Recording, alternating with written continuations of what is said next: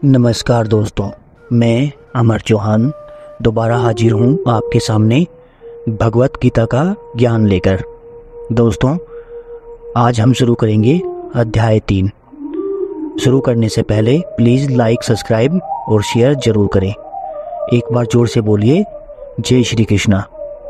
अब अर्जुन कहते हैं, हे केशव, यदि निष्काम क्रम मार्ग की अपेक्षा ज्ञान क्रम मार्ग को आप श्रेष्ठ समझते हैं, तो फिर आप मुझे इस भयंकर युद्ध में क्यों लगाना चाहते हैं?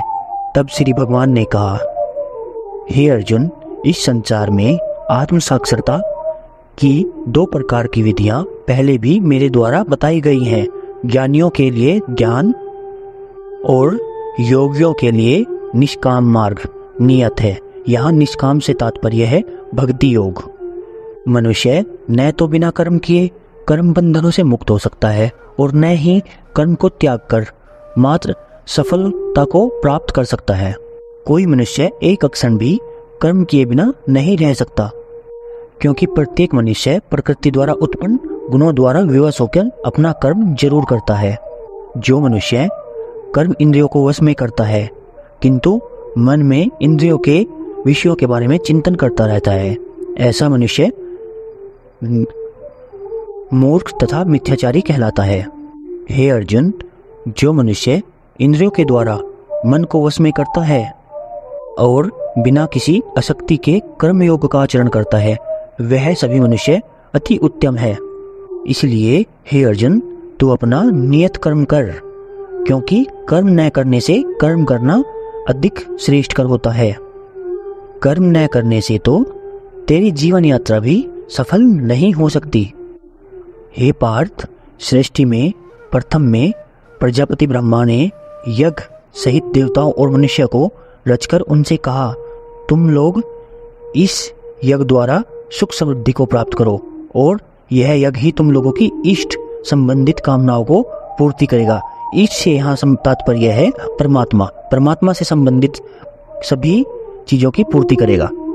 इस यज्ञ द्वारा तुम देवताओं की उन्नति करो और वे देवता तुम्हारी उन्नति करेंगे। इस तरह तुम एक दूसरे की उन्नति करते हुए परम कल्याण को प्राप्त कर जाओगे। यज्ञ द्वारा उन्नति को प्राप्त हुए देवता तुम सभी लोगों की आवश्यकताओं को पूर्ति करेंगे, किंतु जो मनुष्य देवताओं द्वारा दिए हुए सुखों को खुद ही भोगता है, उनको वापस नहीं देता, वह निश्चित ही चोर समझा जाएगा। दोस्तों, यहाँ पर जैसे हम लोग पहले, आजकल के समय पे तो पता नहीं, लेकिन पहले का समय पे अग्निदेव को खाना बनाते ही पहले खाना प्रदान किया जाता था। अग्नि में थोड़ा सा खाना डाला जाता था तो वो हम अग्निदेव को वापस देते थे जो उनसे बनाया गया है। तो हमें ऐसा जरूर करना चाहिए। तो चलिए आगे बढ़ते हैं। सभी प्राणी अन्न से उत्पन्न हुए हैं। अन्न वर्षा से उत्पन्न होता है और वर्षा की उत्पत्ति यज्ञ से होती है। जब यज्ञ संपन्न करते हैं तो हमारे यहाँ वर्षा भी अधिक होती है। यज्ञ की उत्पत्ति नियत कर्म वेद के अनुसार कर्म करने से होती है। नियत कर्मों का विधान वेदों में निहित है। इसीलिए सर्वव्यापी परमात्मा ब्रह्म रूप से यज्ञ में सदा ही स्थित रहता है।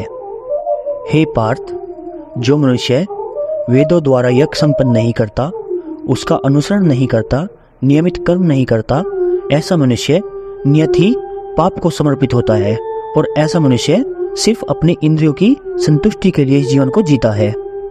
परंतु जो मनुष्य आत्मा में आनंद प्राप्त कर लेता है, वह आत्मा में ही पूर्ण संतुष्ट रहता है।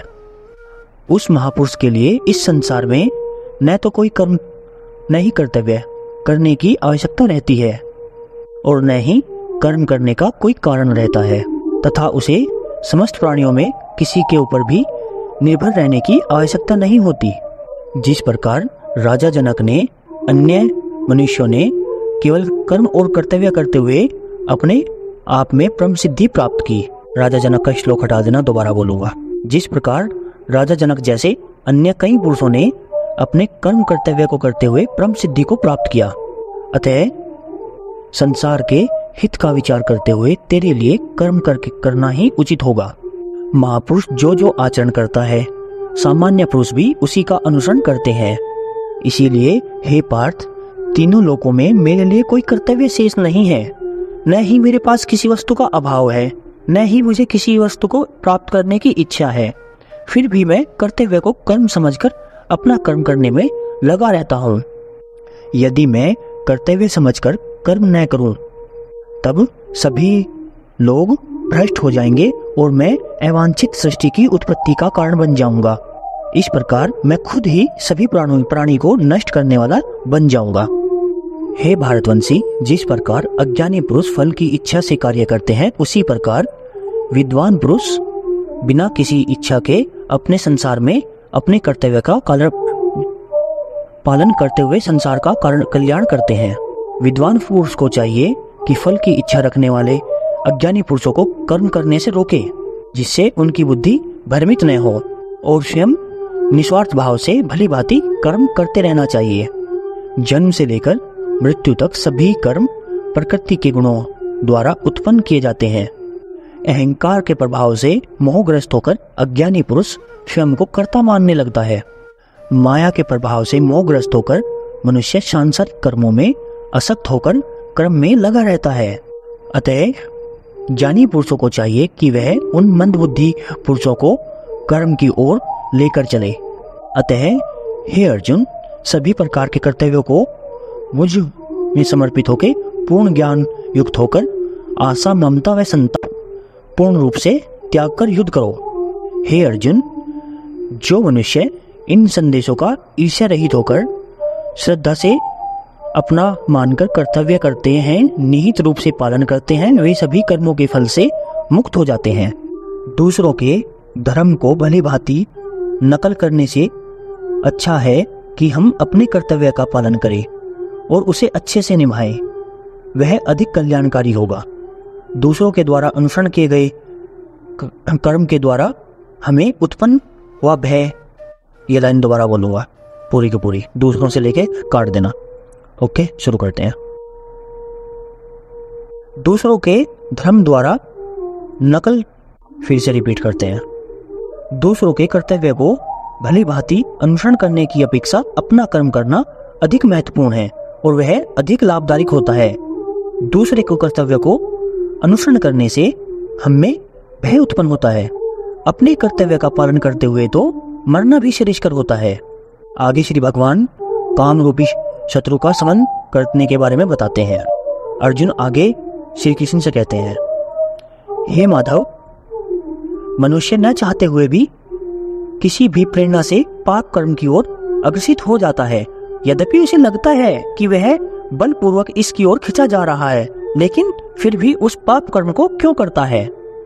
अर्जुन के ऐसे वचन सुन के आगे श्री भगवान कहते हैं, इसका कारण रजोगुण से उत्पन्न होने वाले काम और क्रोध बड़े पापी हैं। तो इस संसार में अग्नि के समान कभी न तृप्त होने वाले महान शत्रु समझ इनको। जिस प्रकार धुएं से अग्नि और धूल से दर्पण ढक जाता है, उसी प्रकार कामनाओं से ज्ञान ढका रहता है। हे अर्जुन, इंद्रियां, मन और बुद्धि कामनाओं के निवास स्थल होते हैं। इनके द्वारा कामनाएं ज्ञान को धूमिलित करके अपने जीवात्मा को मोहग्रस्त कर देती हैं।